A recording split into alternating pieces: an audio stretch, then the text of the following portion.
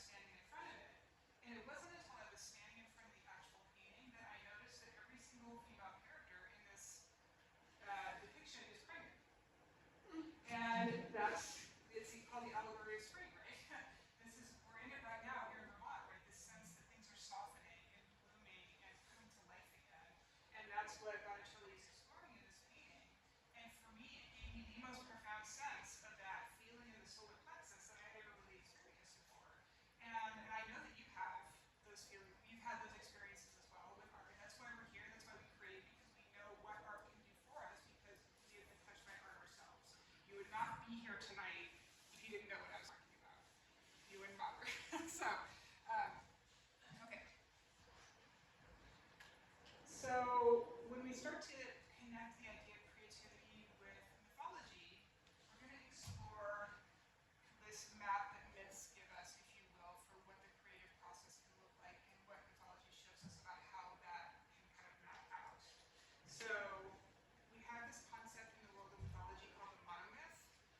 It's also referred to as the hero's journey. Now I can't really see you, but maybe wave your hand around if you've heard of Joseph Campbell's work with the hero's journey, at least a little bit. Okay, see, that's most of you.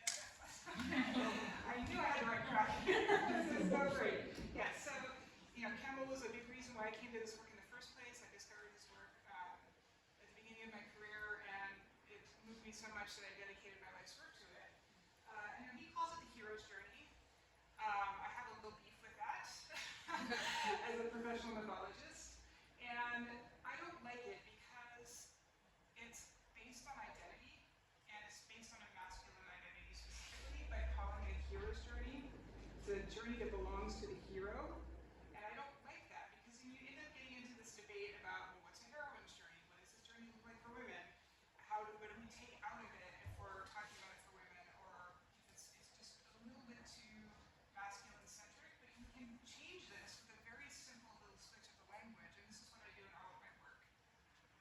So I describe it as the heroic journey, and the reason that I think that that small switch in language matters is because instead of saying, especially when we're talking about navigating human life, having each person think of themselves as being in this role as the person who's going through this journey themselves, it can be really intimidating to think of yourself as a hero. It's not a mantle that most people take on with a lot of ease, and especially with this idea of like, well, Hercules, you imagine someone like The Rock running around and breaking things or injuring people or whatever. And that's not really what this is. When you say that the journey is heroic, it gives you an opportunity to choose to be that for a little while. And I do a lot of work with archetypes. It's actually the main focus of what my work is. And we talk about taking on the mantle of the archetype of the hero and the heroine and what that can mean for you temporarily. But when you say your journey is heroic, you can actually make a choice to enter into it. And rather than saying that is my identity and I'm going to step into it, it makes it a little bit less intimidating. And I think that that actually really matters when we talk about language this way. So if I think most of you have heard of the hero's journey before, but I'm going to just go through it really quickly. So there are a lot of different people that have different steps that they associate with it. That's a matter of some debate. But the essence of it is that the person at the center of this journey, they separate from their community, they go down into the underworld, and this is a metaphorical underworld. I keep confusing people on TikTok, they think I'm literally talking about going into the underworld. I'm like, do I have to explain that this is a metaphor? Anyway, metaphorical journey into the underworld. And we go down, and we do this over and over throughout our lives, right? There are times when we die to an old version of ourselves, and we are reborn into a new version of ourselves. And this can come in a lot of different ways. It can come through adolescence. You die to the child, and you were reborn as the adult. You get married. You get divorced. You have a child. Your child grows up and moves out. You get diagnosed with a disease or cancer or something, and then you are actually declared healed, and you're fine afterward. All of those things are heroic journeys. And what ends up happening, though, is that too many times we try to just survive those moments, and what we're leaving on the table is the opportunity to learn from these myths to say, okay, this is a really hard thing that I'm going through, and it sucks. And we're going to talk more about what that all means in just a minute. But we have the opportunity for myths to show us that we can, in fact, be transformed by these moments. And what that means is you separate, you go through this initiation, you're transformed by your experience, and then you return to your community. And really, this is at the heart of what creative life is all about. When you enter into a project, even if all you're doing is writing a poem or doing something very small, you're going to go through these stages as a part of that process if you are truly making art. You're going to encounter yourself. And yourself is going to look like a monster. Yourself is going to look like a villain. And you're going to have allies, and you're going to have temptations,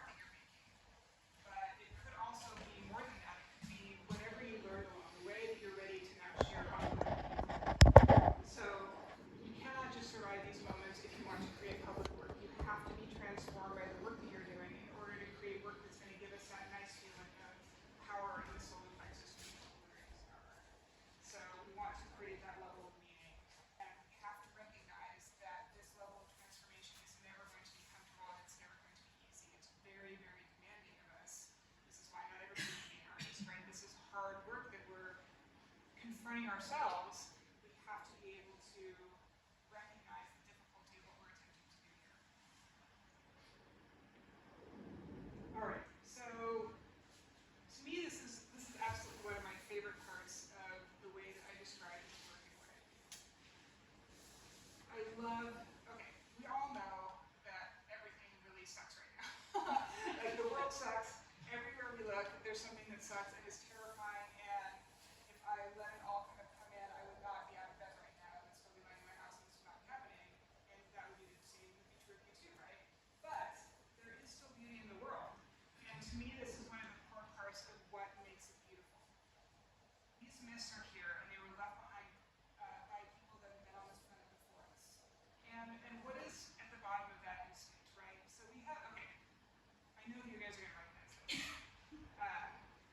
Have you ever been given advice from someone that you didn't ask for on the internet? Yes. Yeah, okay.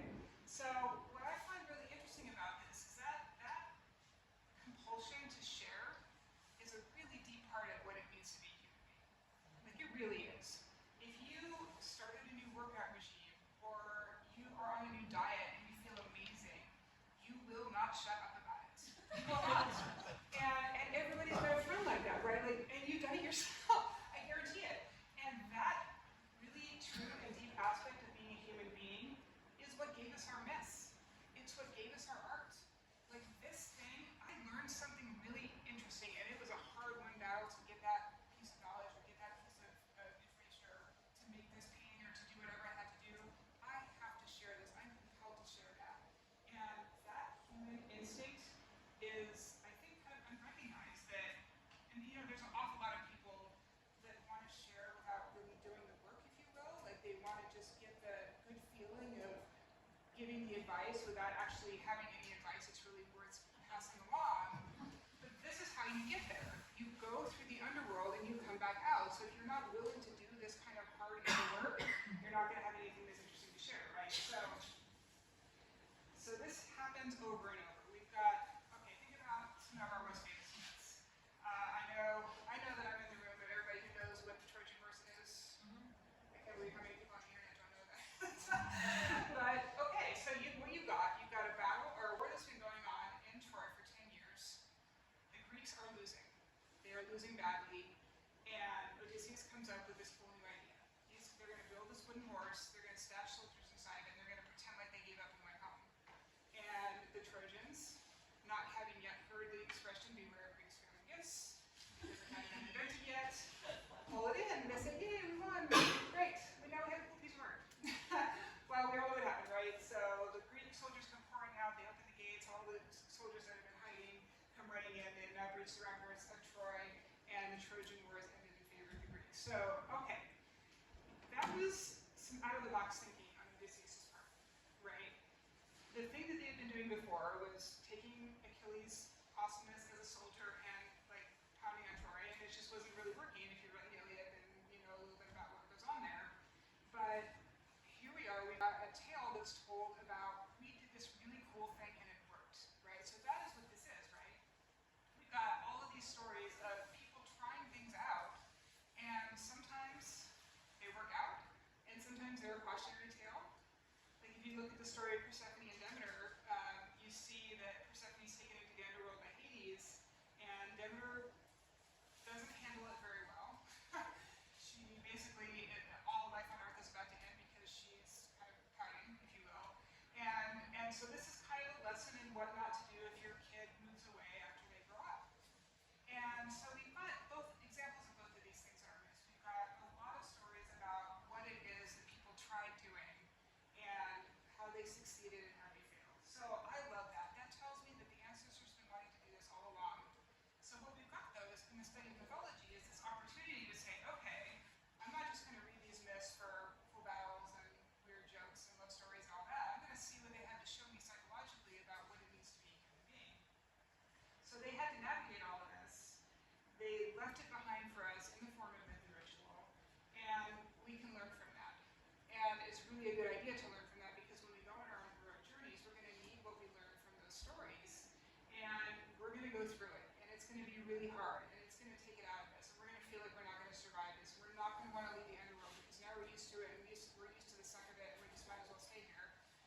That's way easier than actually having to go to the next step.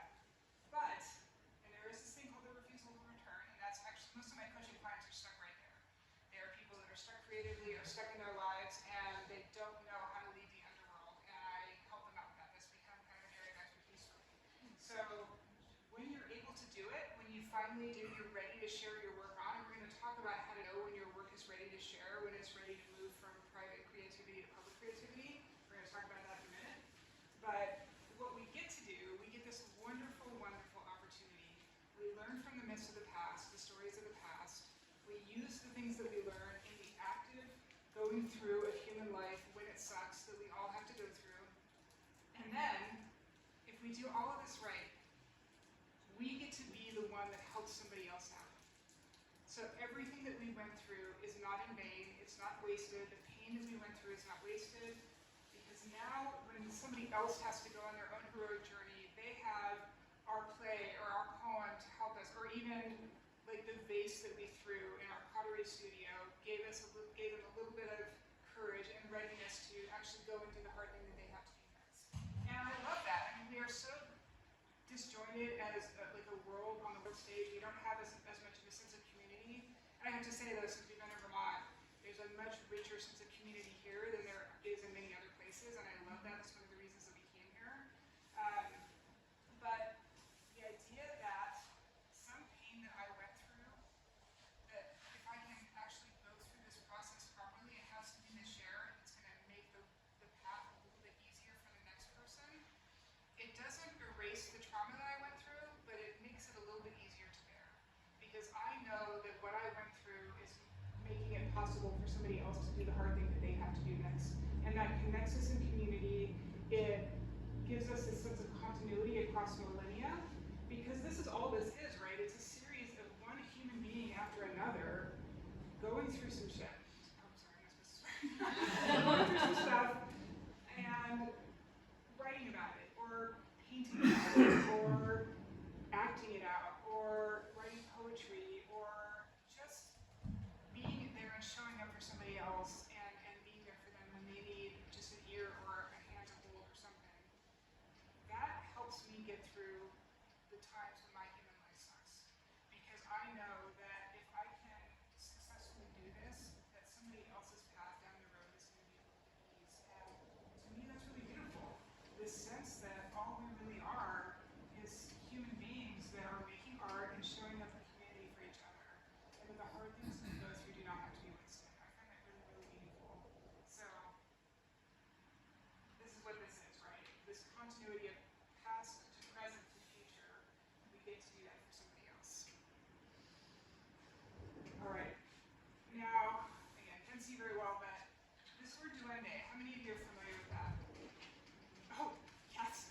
Not too many. That's awesome. I love telling people about this. It's the coolest thing ever. Honestly. So this is an idea that we get from the Romani people of Spain, from the flamenco tradition.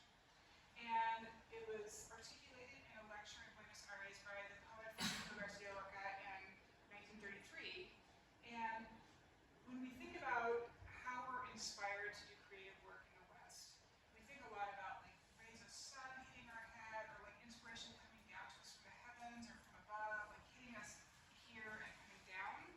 That's kind of the metaphor that we're comfortable with here in Western culture. But duende is a different idea.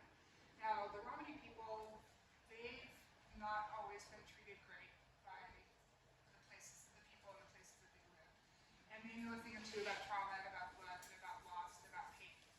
But they also, I don't know if any of you have ever seen a flamenco performance or heard Spanish guitar or heard a Spanish singer. It is the most incredibly powerful thing.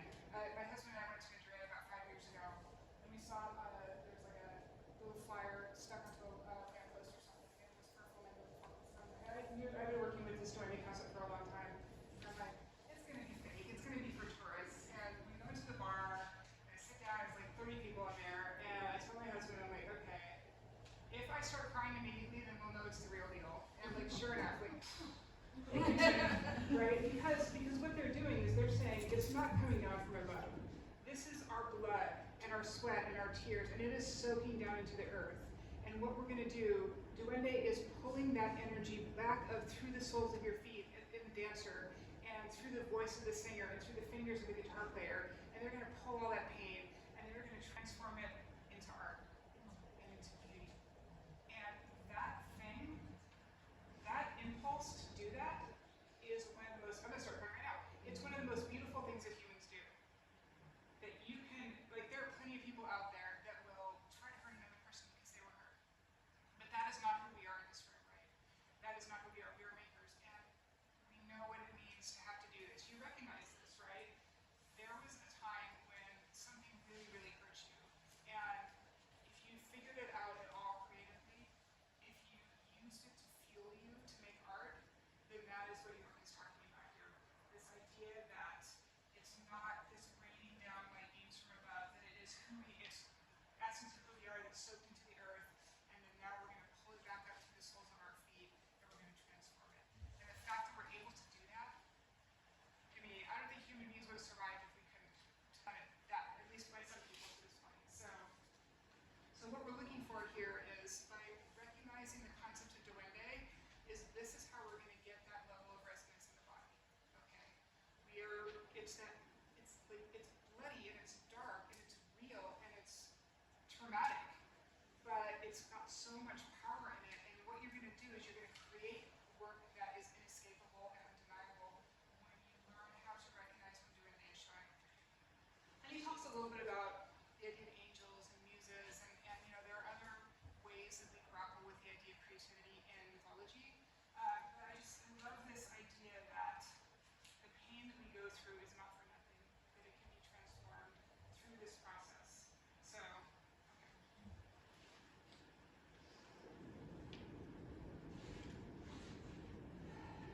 Yeah, so, I mean, and you see that we're doing, this is it. It's basically what I've been describing here. It's just, there's a sense to it of almost like inevitability. And I don't know, like I would encourage you to start to hold this concept in your mind when you're approaching your creative work. Because it not only fuels the work, but it also makes everything that we go through that's hard just a little bit easier to bear. Because we know that we can do this. We know that the capacity is there within us to actually make this kind of deeply resonant work through the process of this duendic approach. I never used duendic, right? I think that's where I made that up. Okay. Right. So the point that I'm making here is you're going to have to go down into it in order to get access to this, right? So when we look at the hero's journey or the heroic journey, you're going down into the underworld. And again, metaphorical underworld, but recognizing that you're down there, like that is, I've gotten really good at this now, because I can recognize when I'm in the underworld and when I'm not pretty readily throughout all these years. But it's a place that we can get stuck in very easily, as I described before, but it's also a place that people sometimes want to linger. And I think that knowing when you're in it, knowing what part of it that you're in because you're familiar with this work, and then also knowing what to do when it's time to come out is, I don't know, I think that mythology and creativity, the reason that I wanted to give this talk, it's so inextricably linked because myths show us exactly what to do here. So this is what it is. It's essential and it needs to be part of the conversation. Okay, so now we're going to talk about a myth, one specific myth. So are any of you familiar with the story of the descent of Imad? I can't see, so I'm assuming that you all say yes. I don't know. Okay, so Imad is a story that comes to us from the Mesopotamian culture in what is now modern-day Iraq, Iran. She was a goddess of the sun and war and beauty. She's also known as Ishtar and Isis in Egypt and Aphrodite in Greece, and she's an incredibly powerful goddess. And there's a story that happens shortly before the events of this particular myth, in which she tricks one of the other gods into giving her all of what are called mates. That's spelled M-E-S, and they're all insignia of civilization. So civilization is just emerging at this time, and everything that is a representative symbol of civilization she acquires for herself through trickery in the myth that comes right before this. And one of the things I love about this particular myth is that it's really, we've only really had it for about 100 years. So these were discovered on clay tablets in an archaeological dig in the 1920s. And the thing that's fascinating and sometimes challenging about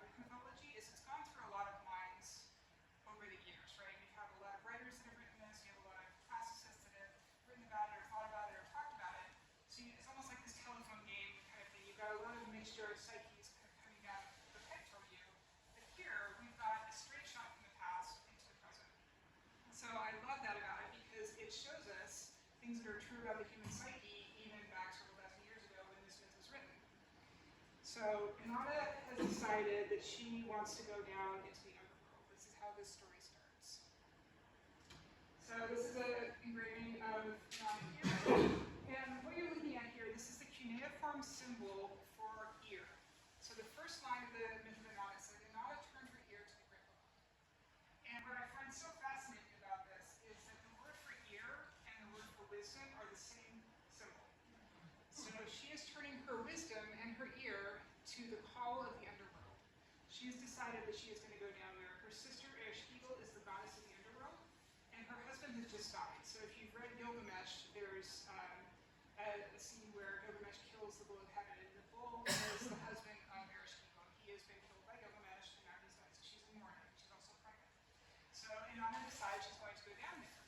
And one of the things that's fun about mythology, and is actually really interesting in working with mythology, is that we often know why the character, we often know what the characters do, but we don't usually know why they did what they did.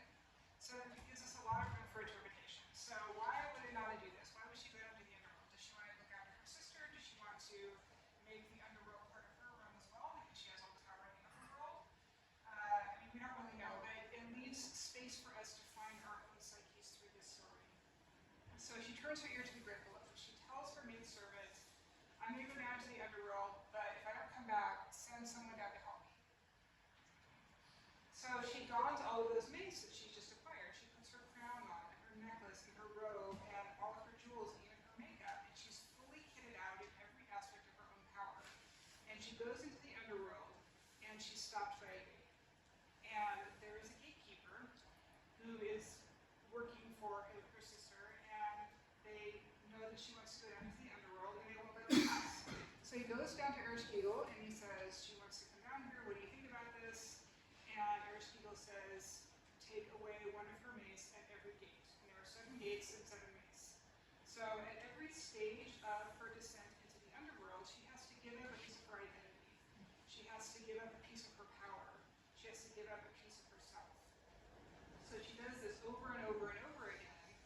And by the time she's standing in front of her sister, she's naked, she's lost her makeup even, she's standing there, and she is judged by the judges of the underworld, and it says in the myth, Ereshkigal fastened upon her the eye of death, and Inanna is killed. And Ereshkigal takes her body and hangs it on a meat hook in the corner. And she was down there for 3 days, because that's how long our gods stay in the underworld. And now she's down there, and she's hanging on the meat hook.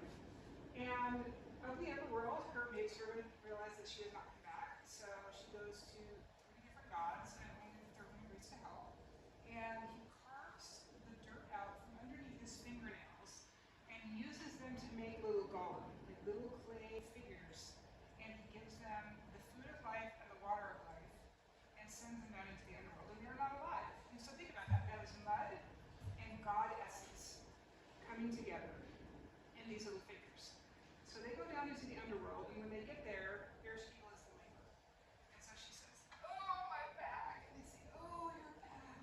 Oh, my head. And they say, oh, your head. And she's so grateful that they show compassion for her that she grants them a boon. And they're not alive, and they say, we want the body hanging on the meat hook. And she says, are you sure? I can give you a lot of really cool stuff. And they say, no, because they had one mission and one mission only. So finally she agrees after, again, it's offer, refusal, and then it's accepted on the third. If you've read any fairy tales, you'll see these patterns of things happening in threes. And so they go over there, they take the body down, they sprinkle the food of life and water of life on her body, she rises up again, and she's able to leave the underworld. But she has to find someone to take her place. So these demons kind of go with her, and she leaves the underworld, and she comes across her daughter, and it's her maidservant. Her maidservant and her maidservant's, the sackcloth and ashes. She's weeping, she's clearly grieving. She says, no, you can't have her. She's obviously grieving for me. And then she sees her son, and it's the same thing. Oh, he's grieving for me. He's clearly really upset. I can't let you take him. And then they go and they find her husband. Her husband is Tamuzi. He's the god of shepherds, and he's sitting under a tree, and he's playing his lute, and he's got the maidservants dropping grapes into his mouth, and he's having the best time ever. And he's kind of does this all, hey, where you been? And she's And then they start to chase him, and then it leads us into the next myth. So it's a really wonderful myth. I highly encourage you to read it if you've got a chance. There's a great translation of the cuneiform by a poet and the guy who knows how to read cuneiform, Samuel Kramer, and you can get it easily at any bookstore or whatever. But there are a couple points I want to make about this. So this is one of the myths I started working with very early on in my career. And when I was studying in grad school, there was something about the meat hook that was really resonant for me. Now, I grew up in Alaska. In fact, Vermont reminds me an awful lot. It seems kind of like hippie Alaska. It's one of the reasons I feel at home here. And my dad hunted. And he would hunt caribou and moose and all this. And he would hang these carcasses off of meat hooks in our garage. It was super gross. There was flies all over you. You don't want to hear that. But not many people hang out in slaughterhouses these days. And the purpose of the meat hook is to drain the effluvia from the body so that it can be butchered and all that. And that's a detail that I think gets lost in this myth because what's really happening for us here creatively. So what we're looking at here is when we're going on if we're going down to do that Joanne move of bringing back to truly great art from the underworld, we are going to lose parts of ourselves in the process. It may be our ego, things that were really good. It could be relationship problems, it could be job problems, it could be any number of things. And Nana's gates teach us how to let go of these things. But sometimes, even when we get to the bottom and we think we're done giving things up, we're still not done because she has died. She has lost her life, and she's still not getting to the underworld. And then she's able to come back and she is transformed by this experience. And it makes her a very different kind of goddess when she's come out of this experience. So it really does kind of play this question of how do you let go of? What will you need to let go of? What is going to be changed in you as a process of going to the underworld? Maybe it's your marriage, or maybe it's your life as a single person, or maybe it's your sense of yourself as being a really healthy person that never gets sick. Well, now something happened. Your identity as a parent because now your kid's off at college and you don't know what to do with yourself. All of these things are deaths and rebirths. So this myth is just such a really lovely, clean example of what this kind of psychological transformation can look like. All right. So I've talked about this and alluded to this a little bit already.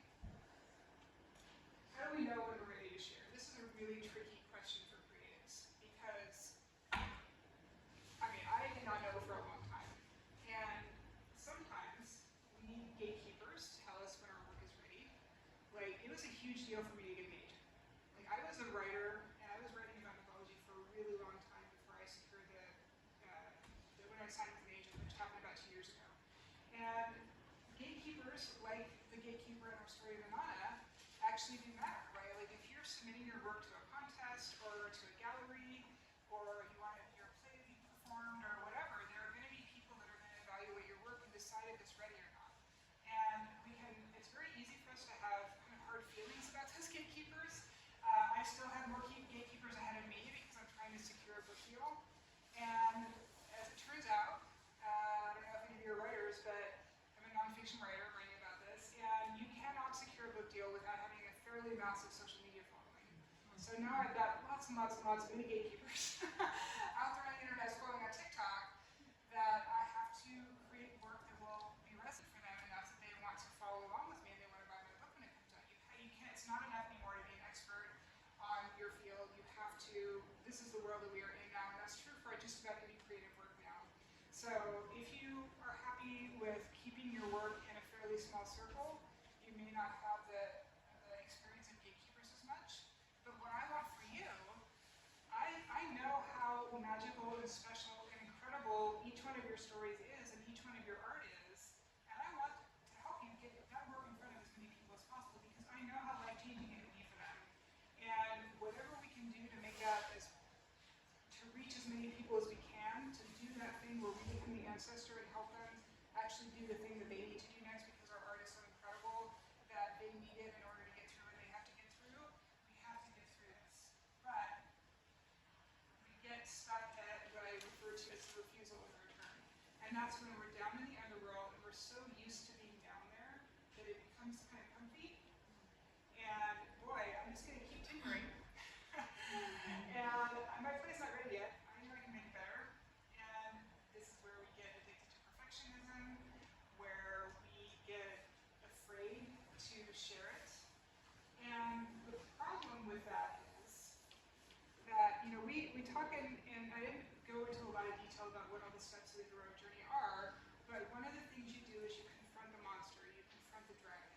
So in order to bring the treasure back, you're going to confront a dragon-like figure that's sitting on the hoard.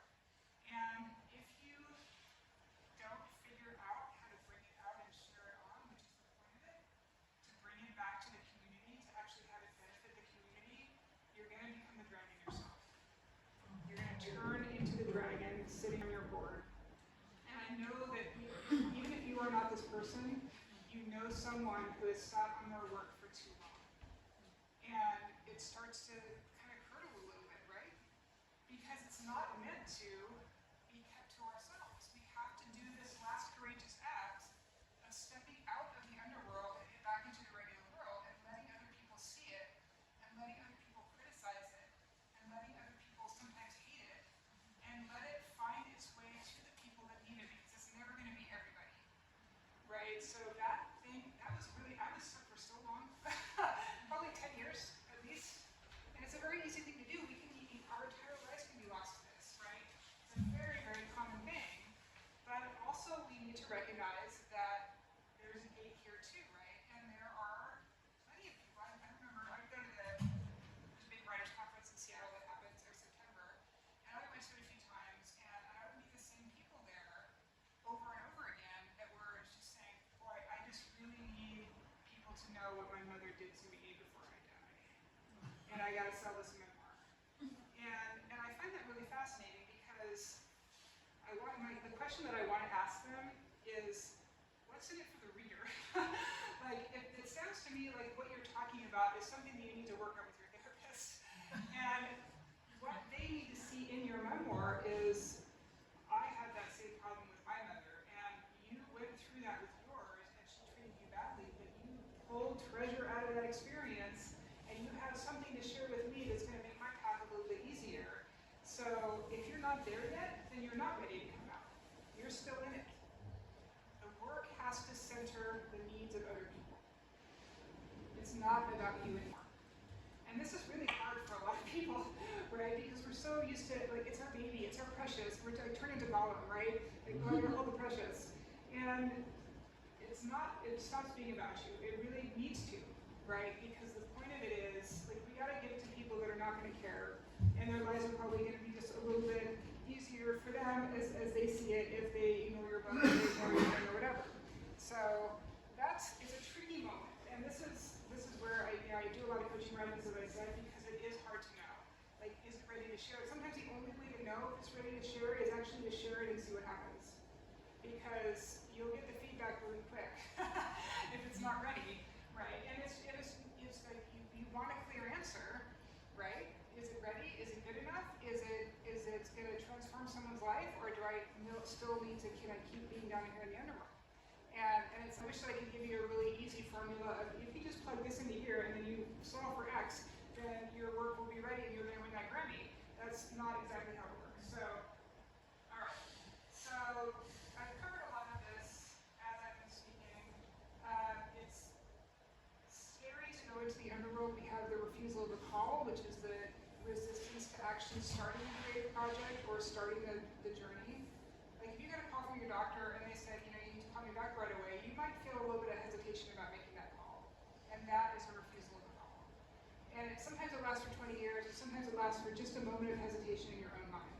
And if you have that really incredible idea, and you know it's going to be big, there's going to be a part of you that feels nervous. And you should feel nervous, because what you're about to do is really dangerous and risky. So recognize that that's going to happen, but also recognize that it's perfectly balanced by the refusal of the return. The same exact things happen psychologically at the refusal of the call and at the refusal of return. And it's actually one of the beasts I have with Here with 1,000 Faces, is that Campbell didn't fully articulate this. He did not think it through all the way. And if you go back and take a look at your copy of Here with 1,000 Faces, if you have one at home, you'll see that. His refusal of return is like a paragraph. I'm like, you did not think this through, Joe. You did not think it through. Because it really does. It balances. You're going to have the same hesitation to leave as you were to go in the first place. So, and this is why I'm working in this space a lot, because there's a lot of interesting things to explore, and it really is happening pretty often. So, there is an element to Duende that can show you that the work is ready. That sense of inevitability that I discussed, that sense of the work being kind of a live wire a little bit, almost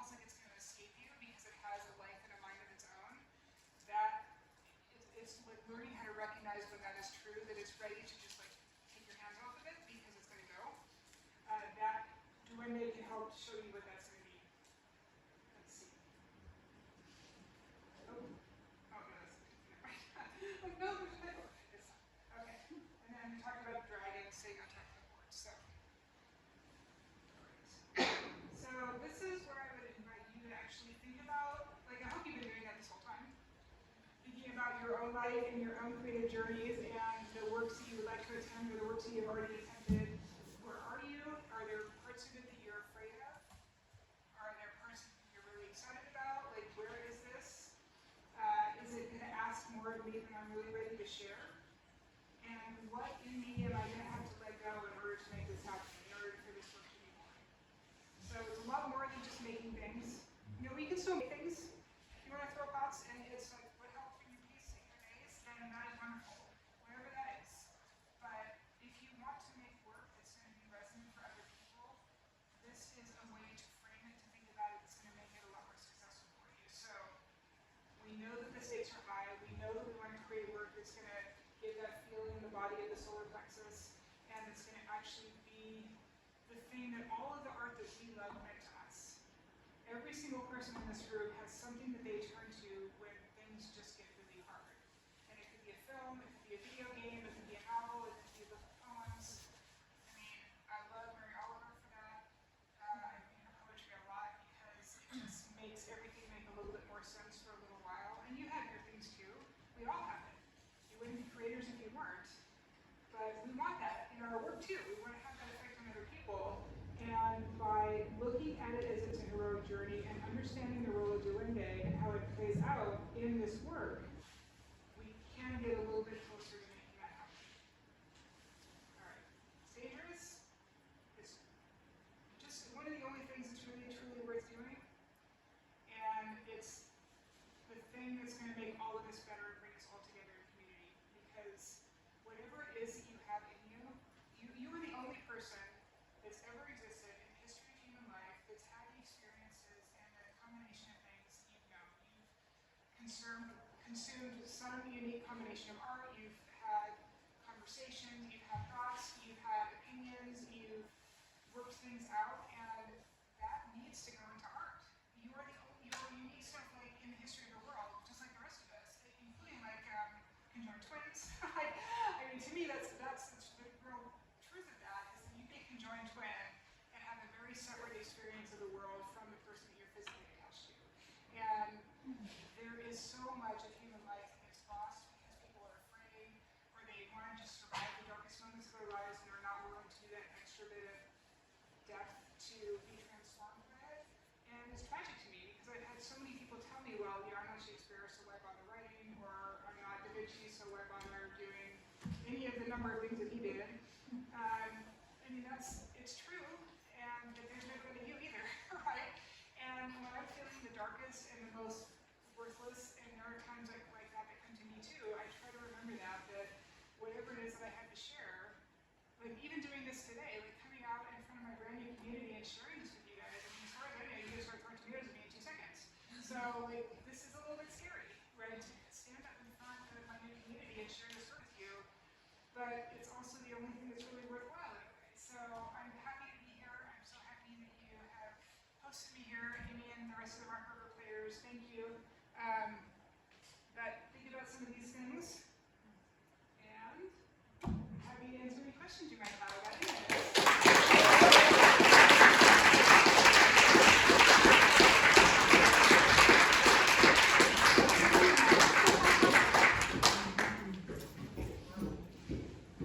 All right.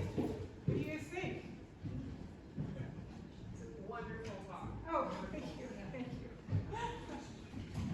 I figure there's got to be the same kind of nerds out here in Vermont that would be into this kind of thing. So I'm hopeful that a few folks would show up and hear me talk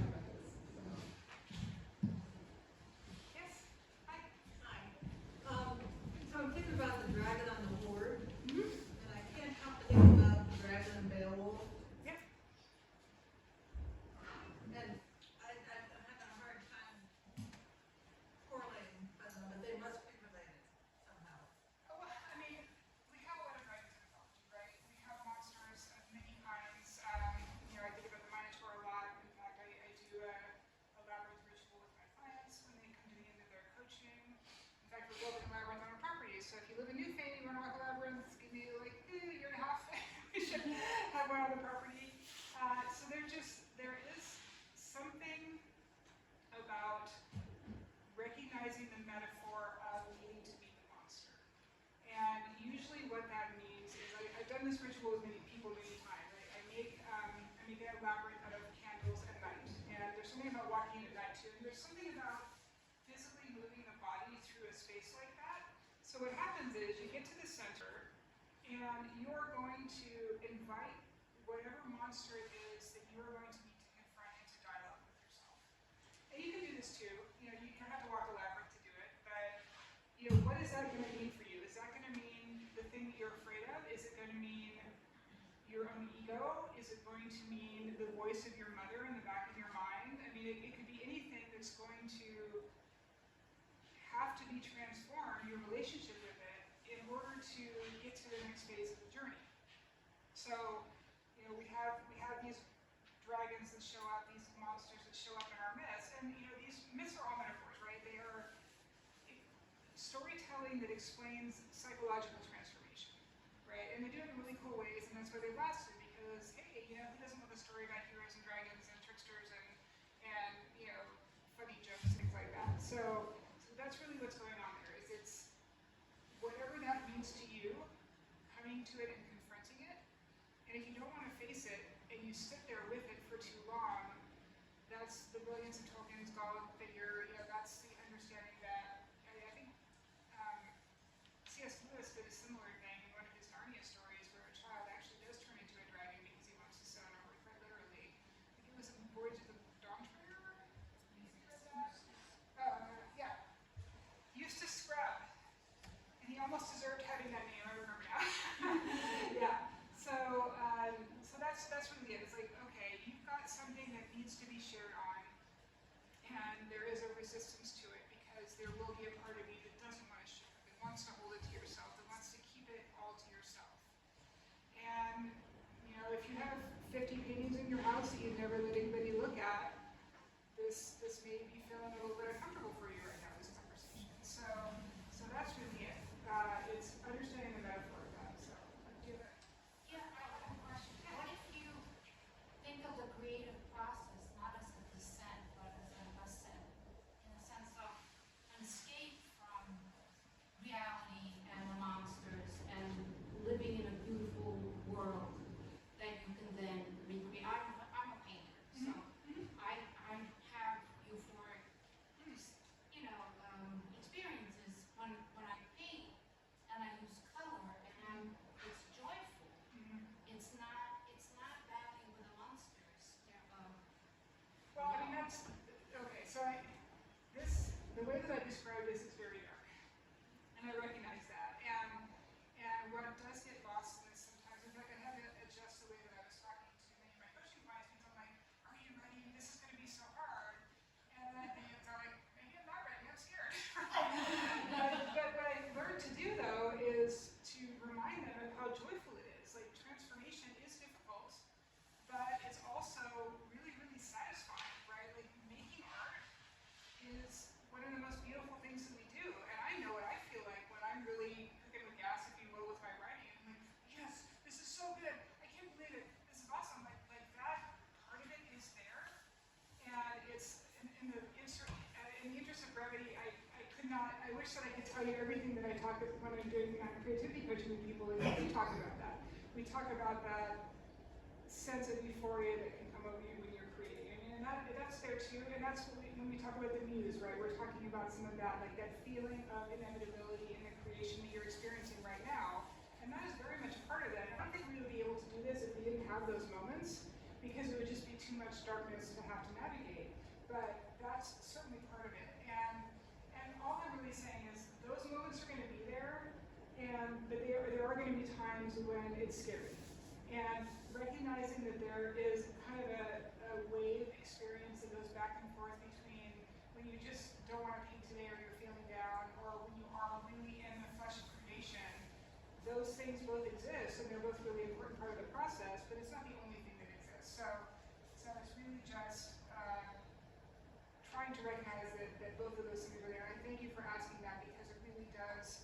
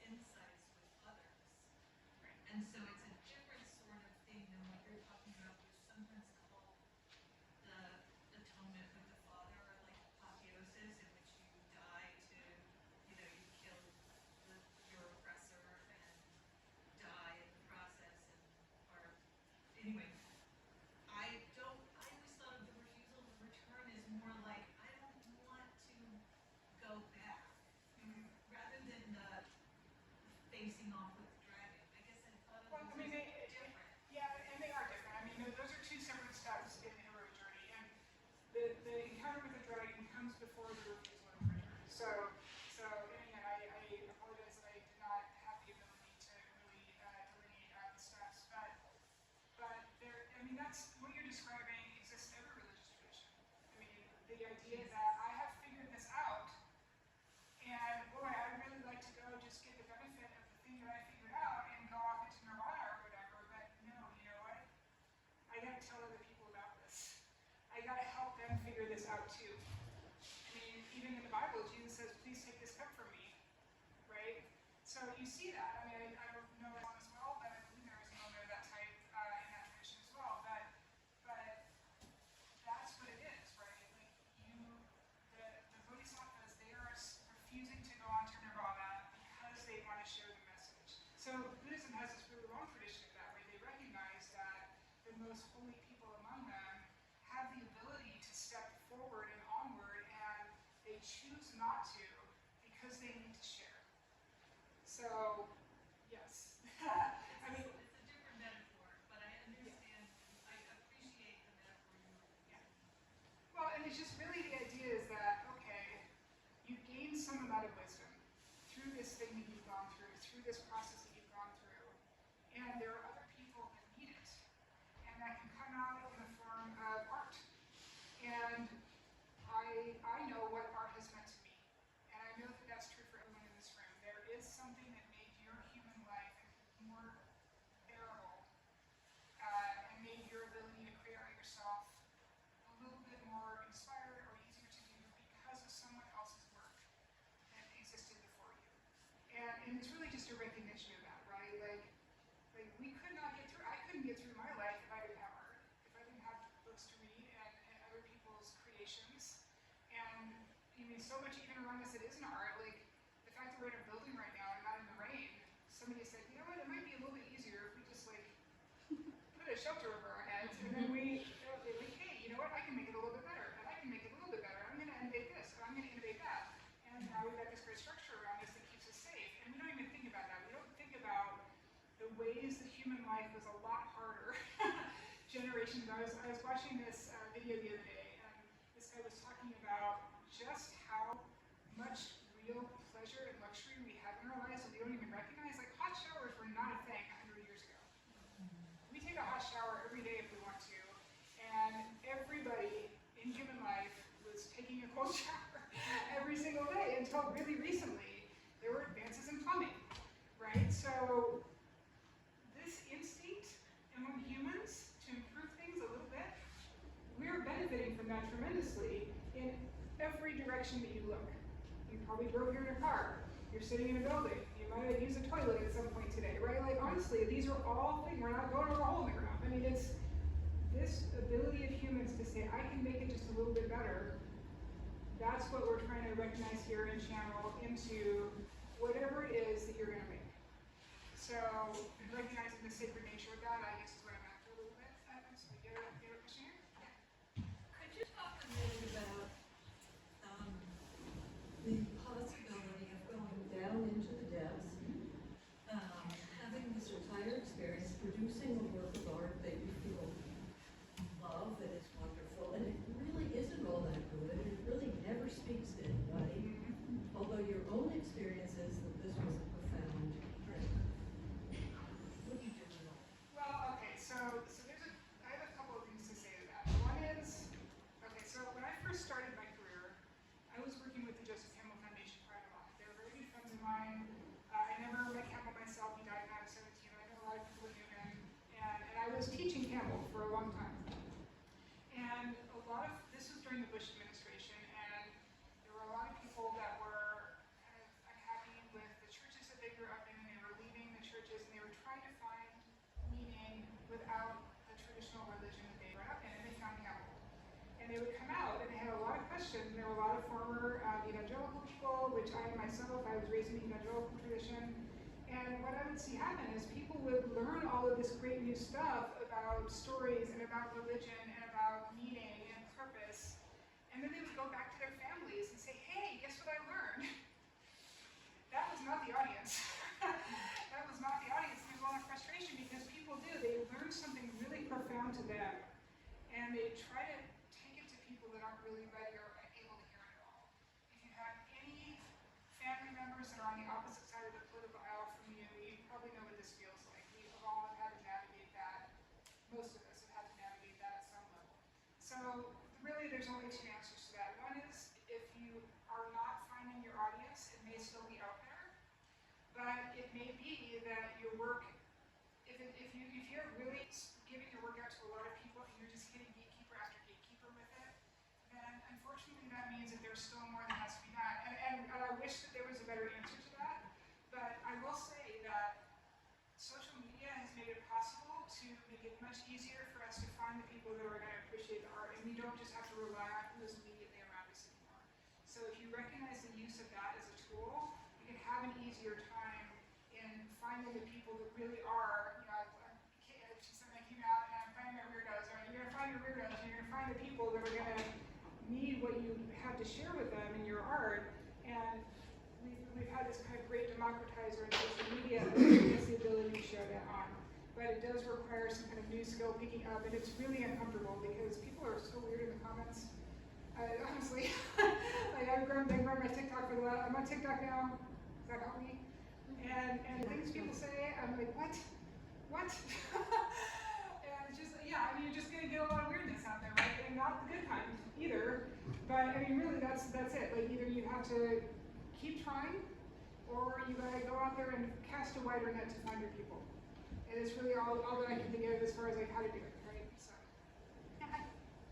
Thank you so much for this. It's been amazing. I just really appreciate doing this. I had a question about, is there anything that mythology can teach us about tapping into our intuition when we're being creative? Well, I would say that there certainly are myths that would support that. Yes, maybe we can talk privately, or I can share that with you a little bit more. But you do see this. You have to learn how to read them in order to let the intuitive mind speak up through them in a way. Like your unconscious mind wants to communicate with you, right? It really does. And this is where dream work can be really effective. I really encourage my coaching clients to work with the liminal spaces between sleeping and being awake, because it's a way for the creative mind to kind of like, or for the conscious mind to kind of push things up that it wants you to know. When I do this as a workshop, one of the things that we do, and this is an idea that also comes from Carl Jung, is when we do the creativity workshop, I always make people do art that they hate doing. And the reason for that is it's usually because there's some discomfort about feeling like you don't really know what you're doing, or I don't know how to sculpt, I don't want to sculpt, and whatever it is. So Jung recognized that if you're comfortable doing something that's habitual for you, like I can write all day, it's not a problem. But if you ask me to draw something, I'm going to feel deeply uncomfortable very quickly because I decided when I was 8 that I was a bad drawer. And is that rational? Absolutely not. Of course it isn't. But it's also an untapped vein of access to the unconscious mind, because when you try to make art that makes you feel uncomfortable in the doing of it because it's unfamiliar, you are cracking open access for your unconscious mind to come through. And I learned this very quickly in grad school because we were doing a class and she had us draw our life timeline and make little sketches for each of the major events that actually changed the course of our lives. And I was kind of pissed. Because I want to write. I'd rather write. I'm more comfortable with that. Please let me write. So I started drawing this timeline, and I'm just the whole time. And as I said a minute ago, I was raised evangelical, and I left that tradition when I was 25. And my husband and I, just the week prior, had taken our 2 young nieces out to the Children's Science Museum in Seattle. And they had this big exhibit of nurse logs. Now, I don't know if you guys are familiar with the concept of a nurse log, but it's the idea that a big tree falls in the forest, and now it's died, that all of these new forms of life can start to grow up out of it. So you got mushrooms and ferns and animals living in it and all these things. So this thing that has been broken and is the end of one life is now the home and the fuel for all these new kinds of life. So that was kind of fresh in my mind. And I didn't want to draw, but I said, okay, well, I still go to church, so I'm going to draw a cross that's broken in half. I can handle that. I can make a cross with a break in it. And that cross became a nurse log, because the log had fallen on the ground, and now all of this new stuff was growing up out of this thing that had been broken and I thought was dead. And I was like, that's a hugely insightful thing for me to have figured out, and I could not have gotten there through writing. You can do it if you do makes you a little uncomfortable. And I have a whole talk that I give about seeking out discomfort in my matters and why it's necessary, but think about that. Like, if you really want to let your intuition speak to you and let your unconscious mind get through, do some dream journaling and try doing art that you really are resistant to and see what comes out of that. Yeah. You want to say something about AI? Yes, I would like to say something about AI, actually. Okay.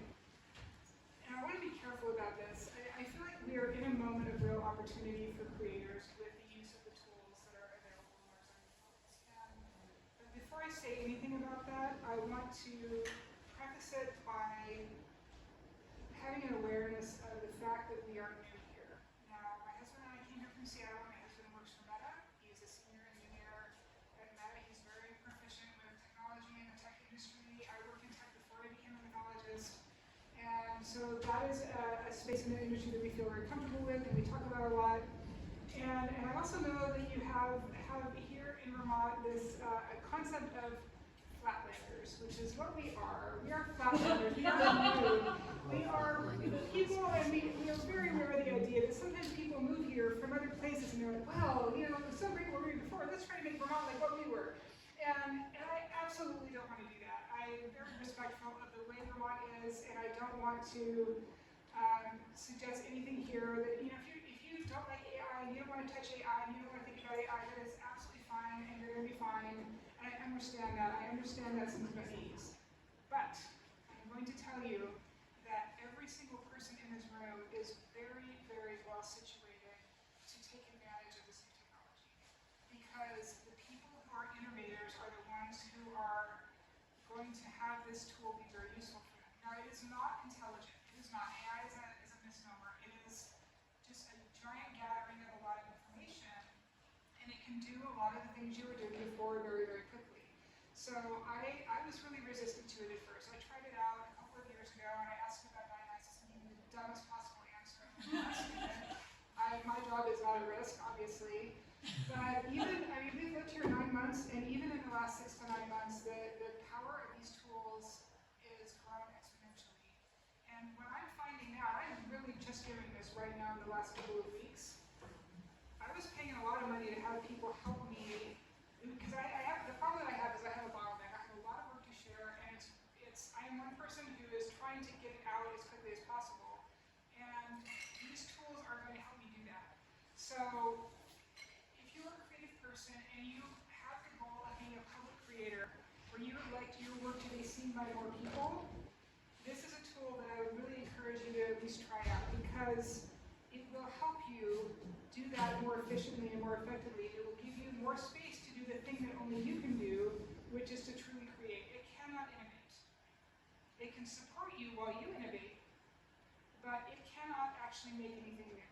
And in fact, it will resist it if you try to suggest really out-of-the-box thinking to you. It will try to get you to not do that because it's uncomfortable with it. Uncomfortable, I use that word very, very in a weird way. But if the idea that the AI, because this technology is here, like it is here, and probably 95% of people do not understand how powerful it is right now.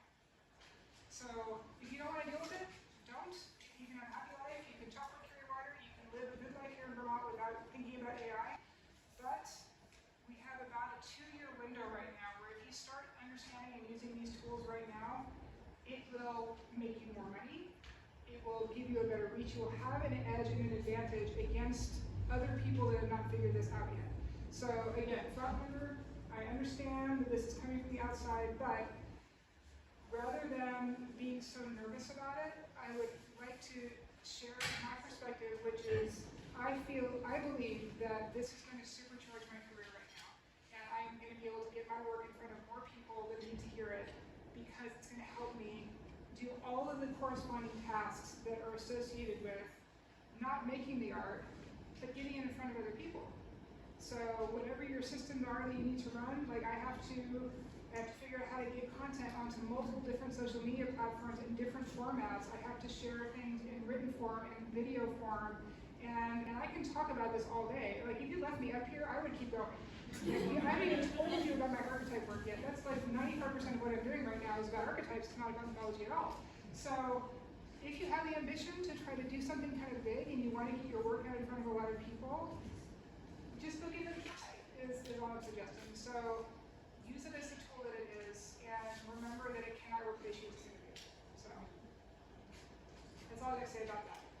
You're more than welcome to tell me to sit down on that matter if you want. That's just fine.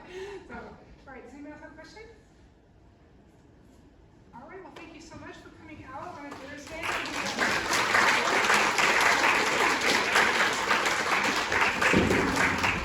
Just a moment to say, feel free to hang out. Allison's going to stick around to chat. So there's concessions, there's goodies, there's fun people. Stick around for a while. We'll be here. Thank you so much for coming. Thank you, Allison. If you want to reach me on EMS, Take I care. have all the things, TikToks, Instagrams, Facebooks, Substacks, everything. There you go. Thank you, Allison.